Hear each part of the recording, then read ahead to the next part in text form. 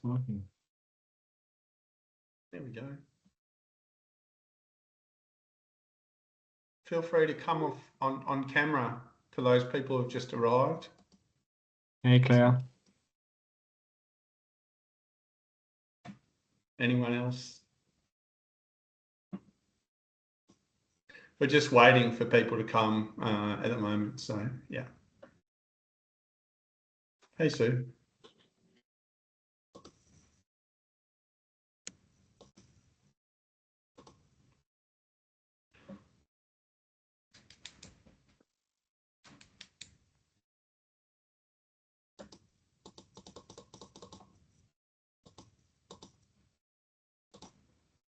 I reckon we start in 2 minutes. Yeah. Yeah.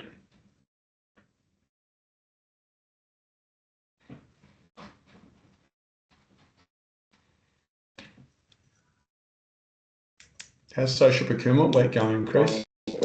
It's going off its head, Mark. It's looking good. Yeah. 20 events so far. Just 20. Yeah. Just 20. You're going to be racing around in your car, aren't you? Well, there's sort of 2 in New Zealand now. It's spreading. It swings, so it's exciting. Oh, that's nice. Okay, getting up to 10.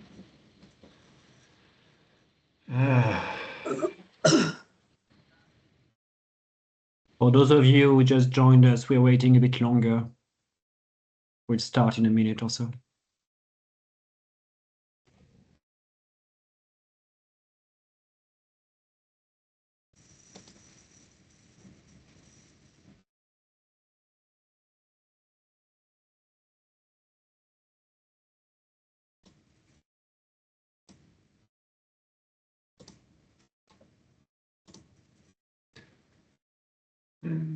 A minute.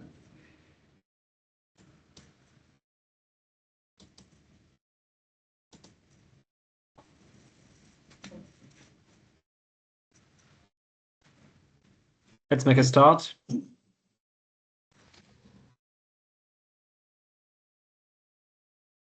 Okay. No, I reckon we start. All right, so good afternoon, everyone. I'm Nico Deloux, I'm Head of Partnerships at Whitebox, and I'll have the pleasure of moderating today's conversation. I'd like to begin by acknowledging the traditional owners of the lands from which you are joining us from. And for me, it's in Sydney's northern beaches, it's the Gayamegol and Garigal people. I pay my respects to their elder, past and present, and I extend that respect to all Aboriginal and Torres Strait Islander people joining us today. On behalf of Whitebox, thank you all for taking the time to join us. It's fantastic to see so many participants, and it's counting. We've got 20. We organized a number of in-person events a few weeks ago in Sydney, Brisbane, and Melbourne, and there was a lot of interest. So we thought we'd do this public webinar. Just a bit of housekeeping to start with. We'll do a short presentation and a panel discussion for the first part of this meeting, during which you will be on mute. If you've got any question, write them down in the chat section, or just keep them for the following Q&A, for which obviously everyone will be taken off mute. So for this panel discussion, I'm going to be joined by 4 wonderful panelists who attended the study tour that we organized 3 months ago. We'll have Coralie Nichols. Coralie, you're the CEO of the Ian and Shirley Norman Foundation, Newcastle-based philanthropy, and also the CEO of Embrace People and Place, which is a fairly unique model of place-based collaboration, focusing on housing, employment, education, and social connection. We also have Kate Barrell. Kate, you're the co-founder and chief impact officer of Street, and you've been at the forefront of what it means to run a WISE in this country, a work integration social enterprise. Noting that Street has recently launched Likewise, which is a program funded by the Paul Ramsey Foundation to support the business capability and employment pathways of 9 WISEs. We also have Chris Newman, who is a social procurement expert, one of the most well-known social procurement experts in the country, and a philanthropist as well. And finally, Mark Daniels, who is the Chief Operating Officer of Whitebox. For those of you who may not know Whitebox, We are a not-for-profit that exists to help create an Australia where everyone who wants a job can access one. We believe social enterprises have a unique role to play in achieving that vision, particularly for people facing the greatest barriers to employment. We do this in different ways. We build social enterprises from the ground up with the aim of creating best-in-class organizations, achieving both social impact and commercial performance. We started ASA back in 2019, Australian Special Analytics, and more recently, Beacon Laundry. We also do this by designing and managing innovative evidence-building projects funded by government or philanthropy to prove the impact and cost benefits of these work integration models. We co-design with DSS and manage the PBO3 since July 2022. And we are also involved in the Work Foundation program funded by the Department of Employment. Finally, we do this by sharing our knowledge and advocating for social enterprises to be part of the national employment system. We co-hosted the Social Enterprise Job Summit with Social Enterprise Australia last year, and we regularly share best practices and learnings in events such as this one. So ultimately, what we are really interested in is what does good look like? And how do you get to an Australia that fully embraces social enterprises as part of its employment system? Those are the questions that led us to France, because France has spent decades since the early 90s building a national employment system that uses social enterprises at scale to support people facing the greatest barriers. We've been studying the French model for the past couple of years. We went there a couple of times and we built very strong partnership with French social enterprises, intermediary peak bodies. We've exchanged extensively as well with the French government, which has a dedicated unit focused on the French social economy. And being French myself, I've also had the opportunity to tap into my own network and use my understanding of both the Australian and the French system to inform our views. The study tour was organized in May of this year with 15 participants, and it was designed to look at the French model holistically through different perspectives: social enterprises, philanthropy, government, the employment system, and even the Paris 2024 Olympic and Paralympic Games. The purpose of the tour was to bring Australian philanthropists and social entrepreneurs so we could collectively explore a model that can potentially inform what ours could look like. The tour gave us a chance to step outside our own context, to challenge some of our assumptions, and see what's possible when you have the right ingredients in place to operate at scale. Yes, undoubtedly, it's a different context. It's ideologically much more left-leaning, but it's not an utopia to be dismissed because it's foreign. There are many, many practical elements that have been implemented and iterated there for 30 years that directly relate to emerging questions about our system, such as the coverage of social enterprise impact cost, their integration into the employment system, the way their performance and impact are assessed, etc. So to give you a thorough understanding of the French model and illustrate those practical points, we've published a report that was made public last week. And Wendy, I believe, will share the link for those of you who haven't seen it. And before we start the discussion with Coralie, Kate, Chris, and Mark will say a few words about the content of that report. Off to you. Yeah, thanks, Nico. Great to be here. It's great to go to France and be part of an amazing 5-day trip with a great group of philanthropists and social enterprise leaders. And we saw this amazing world where jobs-focused social enterprises are thriving and they're a critical part of the employment system. My name's Mark Dennis. I'm the COO of Whitebox. I've been in the sector for quite a long time, and I guess one of the issues that comes up for us quite a lot is the fact that jobs-focused social enterprises really aren't paid for the jobs that they create. And it's frustrating when you're helping the people furthest from the labour market to get into a job and a Workforce Australia provider gets paid for that outcome, We've done most of the work, but if we're lucky, we might get a wage subsidy, and that's the contribution we're getting. So I guess that was part of the frame of why we went to France, because there was a completely different model where social enterprises were being paid for the work they were doing, and they were considered a significant part of the economy in the countries in that country. So we went to France in the first week of May, and for anyone who follows what has happened with Deloux, I'll get there in a sec.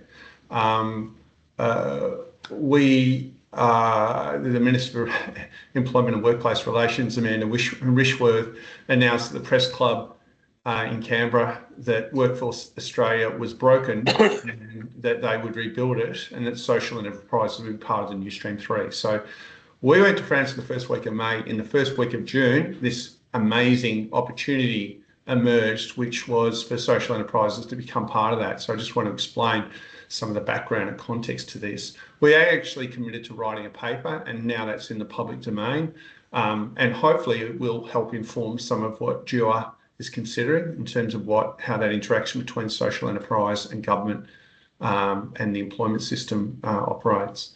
What I'm just kind of cover with the slides for the next few minutes is just to paint a picture of what the French have done as an intro to the panel conversation. So this first slide is essentially just providing broad context. That's us at the cafe, by the way. We did spend a little bit of time in cafes, and that was part of the allure of the trip, obviously.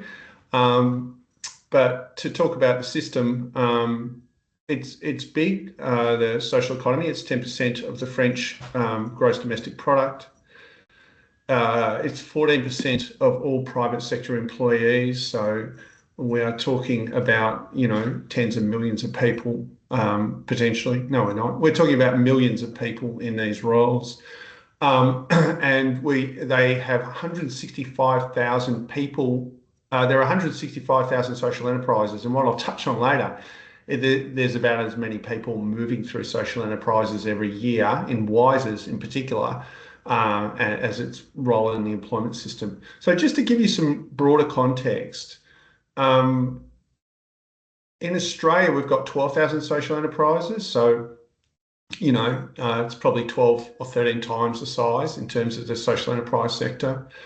And our population is 25 million. In France, we've got 70 million people. So, they're close to 3 times the size of the country. They also have 7.5% unemployment. So they are good statistics to keep in mind as we go through this presentation. Next slide, please. So this is a diagram that tries to capture what we saw in France as the employment system. So if you understand the current Workforce Australia system, and that's mainly what we're comparing to, Workforce Australia rather than IEA. In Australia at the moment, people can, when you become unemployed and you're enrolled in Workforce Australia, you have more or less 1 year where you help yourself. So it's an online service that you receive. They're the same in France, more or less, although you can speed through to the intensive support areas, and you can in Australia at the moment too. So if you're highly disadvantaged and have multiple barriers to employment, you can get into Stream 2 quickly. Stream 2 in France has 2 options though, and one is that you will go with a provider who will provide the sort of support that we see in Australia in our Stream 2, or you can go into the social enterprise system, and it's 10% of the total spend on the employment system, and in this part of the employment system, it's probably bigger than 10%. It's probably more like 15 to 20% of all people who are being supported are supported in social enterprises. And so it's called IAE in this. So where you see the purple box in the middle, that is what happens in France if you get referred to a social enterprise. So the process is you get referred, you work in that business and you develop the skills and training that's required to carry out the job. You're paid for your job while you're there, and then you transition out of that role into a mainstream employment role. And that's the system that they operate in. In the disability sector, which isn't just as in Australia, we have IEA and we have Workforce Australia. In France, they also have a different system. It's not part of the one system. And in the disability stream, there is what we would have in an IEA scenario, but they also have two types of disability enterprises. One for people with intellectual disabilities who are much further from the market, and one for people with other disabilities who are much closer to the employment market. So basically, social enterprise has become one of the most interesting and successful ways of moving people out of long-term unemployment, so people with complex barriers, that's what we're talking about, into significant ongoing roles in organisations. Next slide, please. Okay, so this table and graph are really designed to try and explain to you some complex and significant elements of the social enterprise system. Well, let me just go through the boxes on the right. So firstly, they've got a very rigorous certification process. Not only do you have to be classified as a social economy organisation, which has got its own rigour, you also are classified into the type of social enterprise you are. And I'll go through those 4 on the left in a minute. So there are 4 different pathways you can go down, and these are designed as transitional models. So they are not destination social enterprises, i.e. they're not intended for people to stay there long term. They're intended for people to spend up to 2 years in that organisation and then transition into mainstream employment. So I just want to talk about these 4 classifications. I'm not going to say their names. Nico would say them, and it would sound really sexy. If I said them, it would sound really clunky and very ordinary. Parlez-vous français, parlez-vous anglais is about as good as I get on this sort of stuff. But I'll go through the 4. So if you look at the graph, how far removed from mainstream employment is on the x-axis, and on the y-axis, we've got a share of income generated by trade. So the ACI classification works with those furthest from the labour market, and consequently it gets the largest contribution from government. So they can actually access, and we've done the translation, it's about 40,000 Australian dollars per year for up to 2 years to employ people.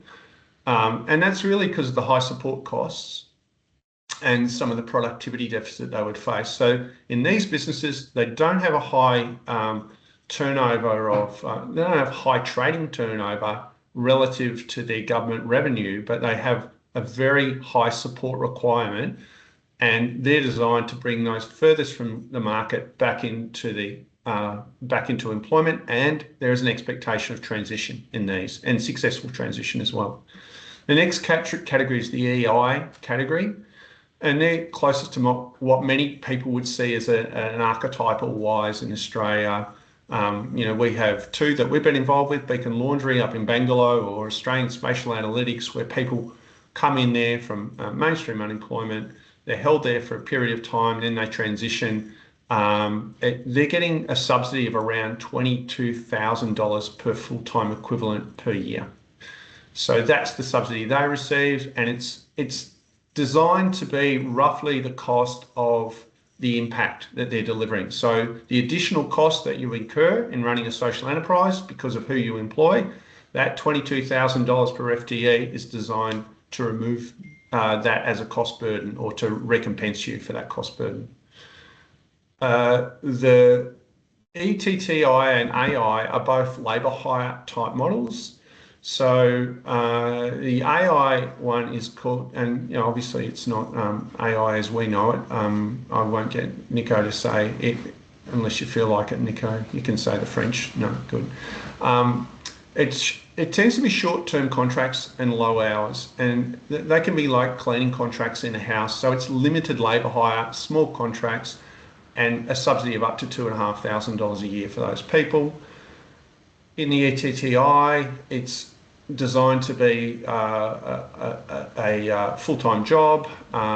It's labour hire again.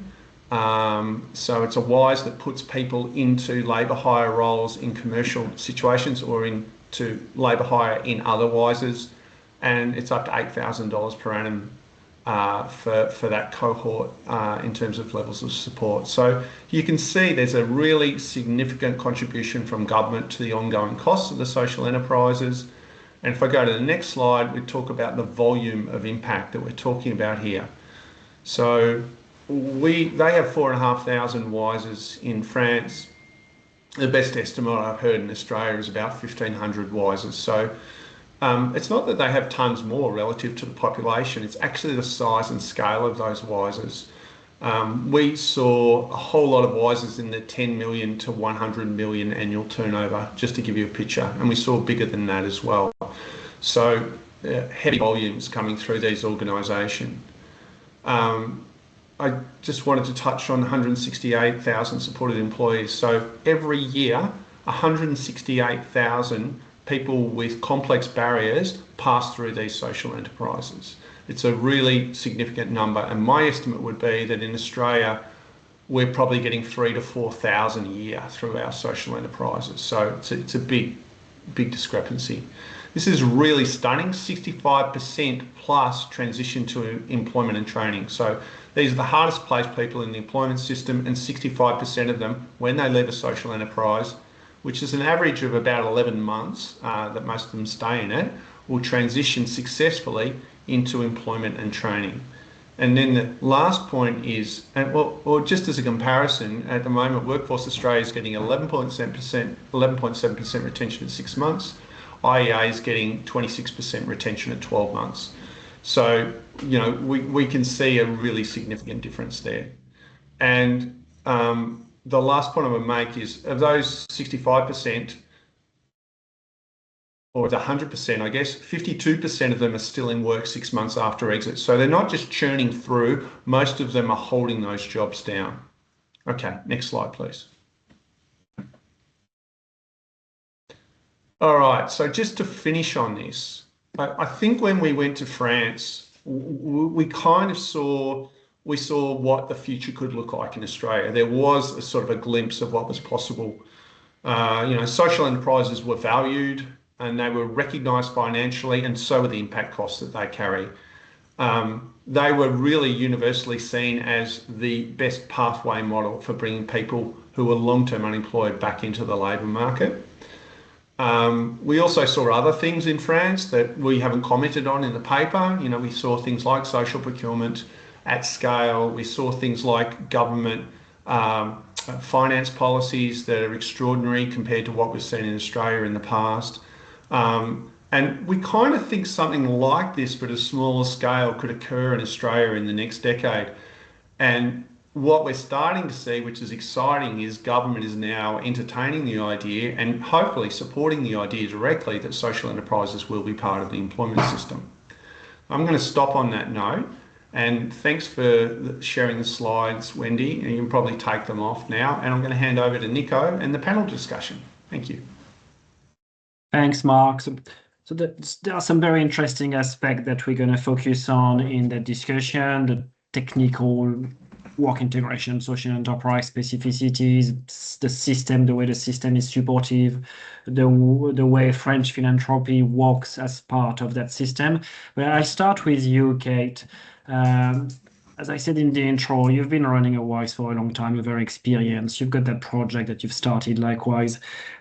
When you decided to join the tour, what were you hoping to understand by going there that you don't already know? Well, look, thanks, Nico. And just a quick side note, thanks to you, Mark, and the whole White Box team for the trip and for the other attendees. It was so good to learn as a group.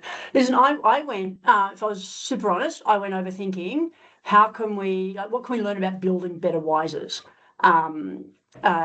And I realised really quickly that was the wrong question. So what I learned pretty quickly was that Australia, when I knew Australia already has amazing WISEs, they do an extraordinary job. What I learned in France was that they don't have better WISEs. The issue is the environment around them, or more to the point, the environment around the WISEs in Australia. So really the question for me became about what do they have as an enabling system around the WISEs that Australia needs our version so it was about the scaffolding. I kind of got a bit of X-ray vision, and I could see the scaffolding that they had, the system infrastructure that made the job of WISE's, inclusive employment, much easier to deliver. So that became the real question that I had then. Thanks, Kate. So that gives us a way to zoom back out a bit. You mentioned that scaffolding and that system, which is very cohesive. It's got the right legislation. Because it's got the right legislation, it's got the right public procurement opportunity, subsidization system, funding opportunity. And it's obviously a system that has been iterated for a long time. It started back in the 80s, 90s. So it's going to be a question for Chris. That French model exists the way it is, but what does good look like at the moment in Australia? So what do we have that works, and what kind of practical steps could we take to improve both at state and federal level? Big question. Yeah, we'll sort that out. Easy, Nico. Thank you. And I'll just echo Kate's comments too, to thank Nico and Mark and everyone at Whitebox for an amazing trip, and also our fantastic colleagues. So it was really special. And I guess we came away very motivated from that trip, I think, as a group, to see what we could bring back and what we could do. I think what came across to me is nothing we saw over there was completely unfamiliar. You know, and I think what that said to us is there are pieces of what we need already in Australia. We've got some fantastic WISEs. We've got examples, particularly in Victoria, of a strong social procurement framework. We've got examples of policies and practices in place that I think we need. The problem is what I really came away with, one is a clear national vision. So one of the things that came through in France was this real focus, this employment focus.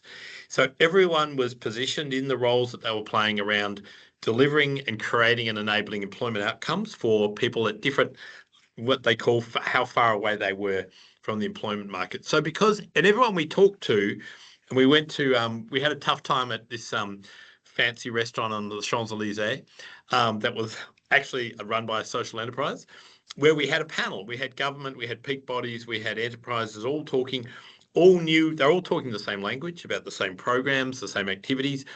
They're talking about demand and supply, maybe not using those words, but everything, the way the system was set up in terms of procurement requirements, in terms of requirements for employment, for example, disability employment outcomes within businesses, the policy framework was consistent.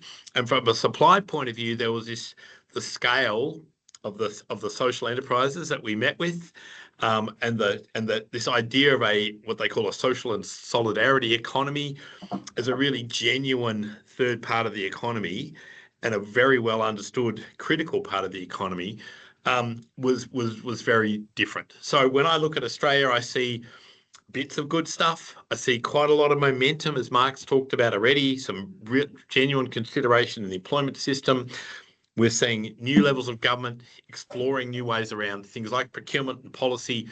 I think what we need is a national approach. We need to be campaigning. We need to establish that clear vision, which is not exactly France, but we can learn from France and build from France.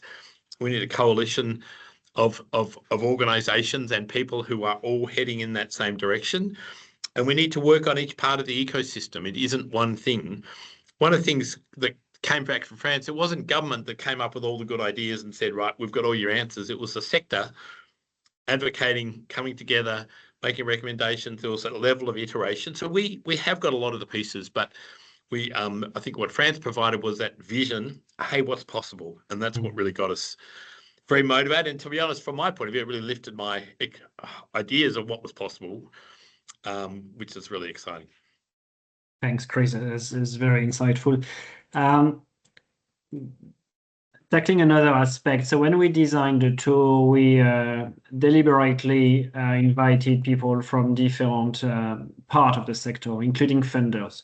We wish we had government representative coming along, but we understand travel restrictions, and so we are actively engaging with DSS and UR, especially in the context of the employment reform submission. But we also had philanthropy representatives, and philanthropy plays a very important role in that funding landscape for social enterprise, and in particular work integration ones. Coralie, we spent a week there. What was a light bulb moment for you? Something that really stood out? Something that really stood out. I don't know. I don't know that I necessarily had a light bulb moment, but certainly you understand that philanthropy in France moves really differently to philanthropy here in Australia. So philanthropy in Australia is playing a much larger role in social enterprises than it actually is in Paris. I suppose that came as a surprise to me because I think to a large degree there is a certain number of philanthropists that are happy to step into the social enterprise space and provide the patient capital, the seed capital, long-term loans, looking at longer-term outcomes that basically the Australian government doesn't do. So where the Australian government is moving on short contracts of 3 years or procurement that's annualised or competitive processes around procurement that often lock out social enterprises, the French system simply isn't doing that. So I think for me, well, if there was a standout moment, I don't know that it was about necessarily being involved in philanthropy. It was really about understanding how this three-pillar economy works in France and how the approach to social enterprise isn't so much about a reactive response to a problem in the market. It's actually about creating market conditions that rightfully recognise this type of operation in the economy. So the three pillars are not the state, private and government in a sense. It was, it's this third pillar of the social economy that I found really interesting. And when I kind of step back and look at it, I think that in France, that's potentially evolved out of a very long history of thinking in that way. So there's some ideological reform, I think, that needs to occur, which is often the hardest type of reform, isn't it? Like, how do you change your thinking? So there's a long history in France of mutuals and cooperatives and thinking collectively for society. So I was really, really taken with the idea that medium enterprises with more than 20 employees were actually required to have 6% of their employees have people with a disability. And that's mandated by law. And if you choose not to do that as a medium enterprise with 20 or more people, that's fine, but you pay a tax on that. And then that tax actually goes into a centralised fund. And that centralised fund allows organisations that employ people with a disability to access funding to support their employment in the workplace, be that a physical alteration or a human support in the workplace that allows that person to participate in the economy. For me, I was like, that's amazing, but it's legislation. Do the French all agree to this? So quite a few times over dinner or in very, I've been told I've got a very broad Australian accent and that I should never try to speak French ever again. So in my very broad Australian accent, I asked a lot of French people about this and they couldn't really understand why I was asking the question because it's just part of how they move. It's part of how the French people understand integration into the workforce and this idea that almost like being part of a civil society is actually being able to work in that society. So ideological change is a big deal. Philanthropy plays a really different role, and the government in setting legislative requirements moves people into action, which forces the change, I suppose, from being something they have to do to something that is just simply done. Thanks, Coralie. I'm going to stay with you and Kate before moving to Mark and Chris again. And Kate and Coralie, it's going to be the two sides of the same coin type of question. And it's about government funding those impact costs. And for you, Kate, what it means if we were living in the ideal world, what it means practically to operator-wise. And then for you, Coralie, philanthropy is very much involved in subsidizing work integration social enterprises, in paying for those costs. What would you do if you didn't have to play that role, if government was indeed fulfilling its appropriate role? Kate first. Well, I think any other wise practitioners on the webinar today will also be kind of in slight shock at the concept of getting $20,000 or $40,000 per person, depending on how far away from the market they are per year, to do that work. So in in the most basic terms, what it would mean for operating WISEs is we could get on and do the job. We could do it deeper, we could do it further, we could do it potentially even better than we do currently. And by that I mean we wouldn't be spending a whole heap of time trying to put proposals to philanthropists or to get other sources of funding, all the extra work that goes into filling that impact cost gap so that we can keep essentially providing those services for free to the participants. In a way, like if the government covered those costs, then we could basically get on with what we're very, very good at. And there'd be a whole bunch of other things as well that I think we'd be able to do together. Like at the moment, there are some really important things like collaboration, like impact measurement in a coordinated, consistent way. Being able to all the missing middle stuff, all the learning and sharing. That of course doesn't get paid for, but so critical to be able to do well. So there'd be so much more of that would be able to happen, I think, if we weren't running around trying to get extra contracts and business deals on the side just to keep the lights on. It's also a healthy foundation for scaling as well. Oh, 1,000%. And scaling, I won't go off on too much of a sidetrack, but there are so many different ways to scale. Sometimes scaling isn't about growing bigger or replicating, it's about going slower and deeper at the pace that's needed for the people that you work with. But yes, to get those foundations right for scaling or for consolidating would be absolutely critical. Thank you. Coralie, do you want to follow up with the flip side?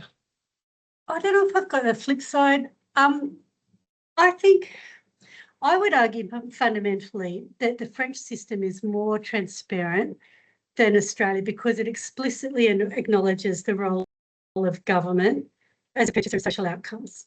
I think that's fundamental, right? So in Australia, I think we kind of could restructure a whole lot of things through legislation that would create different outcomes for street and others. So I think, the Australian government is very busy creating funding cycles for service provision and probably not doing some of the things that the French are doing, which actually allows organisations, say like Kate's, to have a commercial arm, so that it's not just about being a charitable organisation. So Group SOS and Jean-Marc Borrello that runs that, one of the things I was really taken by from that is government is in long-term contract arrangements with them. Government is funding Group SOS to run hospitals, schools, nursing homes, and some of those organisations, some of those businesses that they run are making a profit. And that's perfectly fine.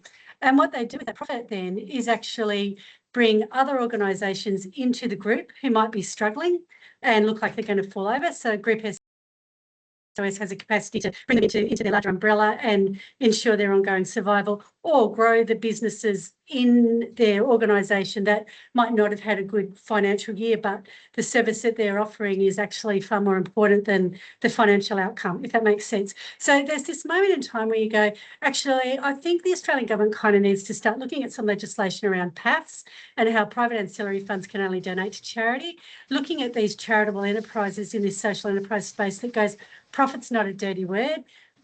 Jean-Marc wrote a really cool book, Why We Need Common Good Capitalism. I don't think you can see that on my screen, but there you go. It's well worth a read, right? Because it's kind of like there's nothing to be embarrassed about in terms of blending these models and having these hybrid models where there are commercial outcomes that are joined up with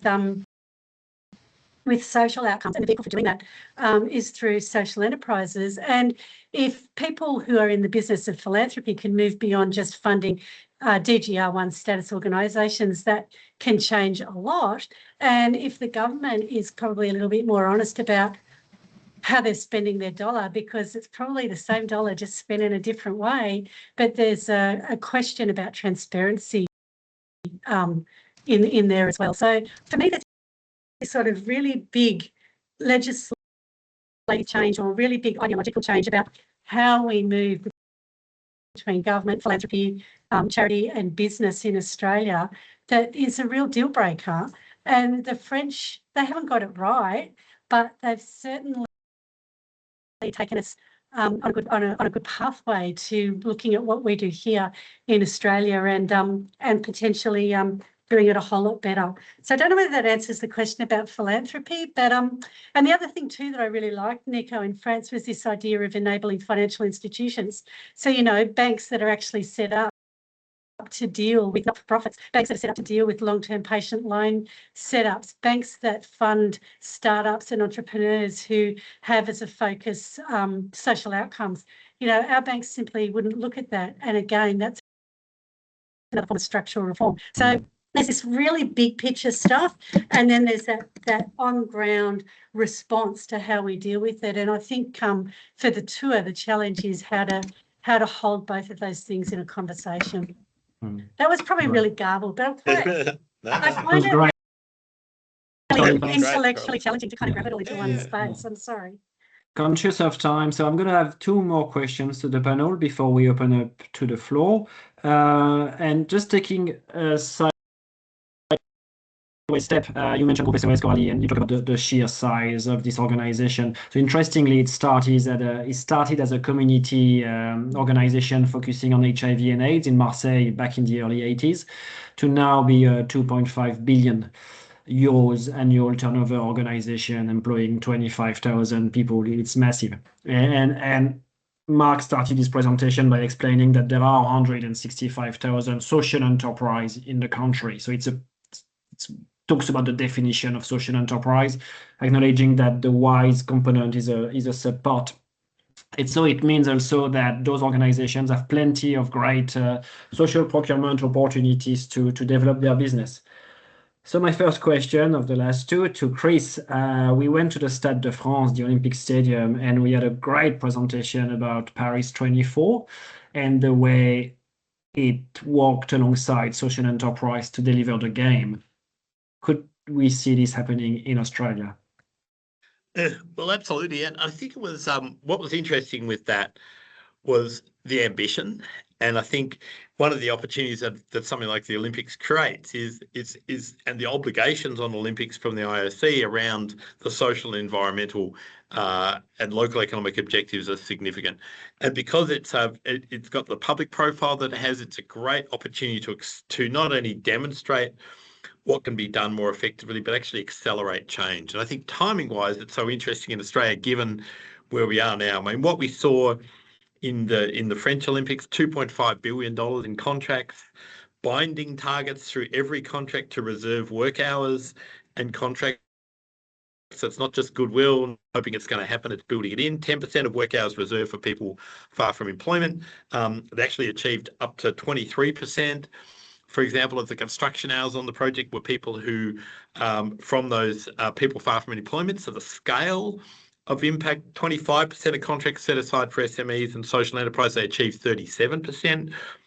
And 2 years worth of looking at the categories of spend, working with the sector, working with the social enterprise sector to understand what capability was there, working to support setting up consortiums, solutions, JVs, to enable this to happen. So it wasn't just about, hey, we've got some stuff, what can you provide? It was, let's really work to grow and expand the sector with a really strong focus on employment, but particularly also focusing even on some of the social outcomes in the region where the Stade de France is, which has got some real socioeconomic issues. So we were super impressed with kind of what they did, the way they went about it, but also seems to have accelerated this kind of direction that we've been talking about. So when we look ahead, there's a great opportunity for us here in Australia to be learning from those lessons, and to really help to kind of push, to help to move to that vision. But I think we've got to help make sure we've created this vision, if you like, and really establish this vision of where we want to get to, and then have everyone working towards it and seeing something like the Olympics as a really important step where we can showcase, demonstrate, and actually drive change, not just demonstrate what's possible.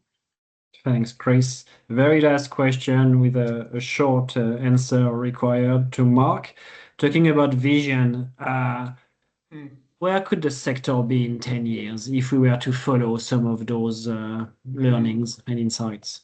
Yeah, I mean, you know, very quickly, I mean, what blew me away was that 5% of the super fund money has to go to the not-for-profit sector at discounted rates. That's $4 trillion in Australia. So if we had that sort of a model, you'd have a flood of capital seeking places to invest in Australia that we don't currently have. And, you know, that procurement model, I mean, when you talked about scale before, what blew me away was the number of 10 to 100 million social enterprise, you know, annual turnover. What we see in Australia is a lot of $1 to $10 million social enterprises annual turnover. And that's a product of a system that enables that rewards and recognises what social enterprises do, pays them for that, and, you know, finance, procurement and other opportunities that allow them to scale and grow as well. So, you know, if we have, and I do feel like this government is starting to acknowledge, you know, that opportunity and the role it could play in that. I know that there is, you know, these dual reforms are hopefully going to lead to social enterprises having a fair chunk of their impact costs covered. I believe that, you know, there are other possibilities coming out of government, whether it's DSS or Treasury at the moment, that would complement that, you know, hopefully through things like procurement and finance options moving forward. It's quite reasonable to assume that if we had the right environment, we could go from WISERS providing 3,000 plus jobs pathways every year for people who are disadvantaged, and that's just a wet thumb number, to probably 3 or 4 times that. So, you know, my goal would be by 2035 that 10,000 people a year would be passing through WISERS, and it would become a significant part of the employment system, working with those people who most need support to get back into the labour market. So that's kind of where my vision sits, Nico. All right, thanks. And that's going to be the conclusion to this panel discussion. Thanks, Coralie, Mark, Kate, Chris, for your insights. We're going to continue the discussion as we've got another 13 minutes left. Wendy has provided a link to the report. Read it. It's good. Also, I would think so. And it's full of much more detailed insight than what we've covered today. It is great. So do we have any question, or can anyone go off mute? Nico, Matt had a question, which was people far from employment. We don't use that language here, should we? I mean, my comment on that would be, we often use people with complex barriers, but we are actually using it in the dual reform. So they're saying the people furthest from the labour market, that's what's coming through. And I actually think it's a really good descriptor, actually, because, you know, it captures the problem. They are a long way from the labour market and they need a lot of support to get back into the mainstream labour market. Social enterprise is definitely should be one of the pathways that you can take to get back into the labour market. Complex barriers are a little ambiguous, actually. So distance from the labour market is probably a lot more transparent in terms of, you know, the problem you're trying to solve fundamentally. Yeah. I think just to quickly add to that, Mark, one of the things that everyone we talked to was everyone deserves a job. Like everyone, the mindset of everyone we talked to was, and so all of the funding and the activities was about transitioning into employment or opportunities. It just felt, it was a very deliberateness to getting to people. Everyone deserves the right to have a job. These systems are set up to help people get into employment and stay in employment. And I think some of our language is a bit less clear and less confusion. Everyone we talk to uses the same language, and that's as much as anything. We all know what we're talking about is as much as anything what's important. And that specific point as well, the distance from the market, it's a clear acknowledgement that you've got different types of work integration, social enterprises dealing with different types of cohort or employees who've got varying needs, and some of them obviously require more support. And that's those 4 different social enterprise that Mark showed on that graph. You deal with it's about acknowledging the nuances and the challenges of that work. Yeah, and I mean, I guess one thing that you've identified, Nico, slight segue, but, you know, it's massive this program. It's 1.4 billion euros a year that are going into the social enterprise sector in France, right? It's grown over time. It's now 10%, it's over 10% actually of the employment system. It's really important to understand they actually want social enterprise to play a very big role because they're so effective at getting people into work. So those rates, those success rates they're having are phenomenal by any standards. I don't want to harp on Workforce Australia and IEA's success levels because I know there's a range of factors contributing to that, like casual employment and things like that. But these guys are through the roof with the hardest to place people. Getting 50+% retention annually is incredible for that cohort.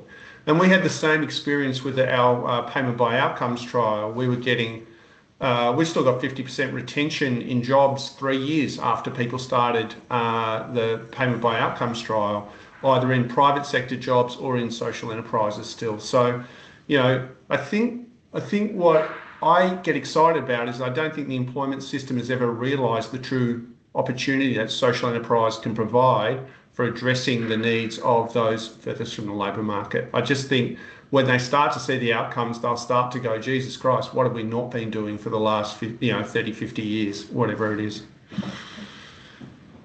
Chime in on the language thing as well. One of the things I like about that language and the way we're starting to use that language in Australia is that I think it makes it really clear, really transparent, to use Kylie's word, that it's actually a system issue here that puts the pressure on the system to operate differently than making it about the individual or about the type of barriers that the individual has. I think it puts the emphasis where it needs to be and challenges us or the whole system to do different and do better with them. Yeah.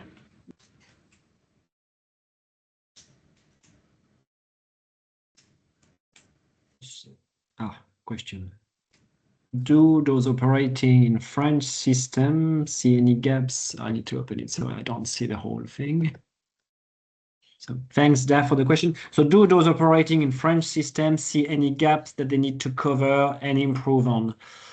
Great question. So there was an evaluation that has been published 2 years ago now by one of the French department, which is responsible for evaluation of those social policies.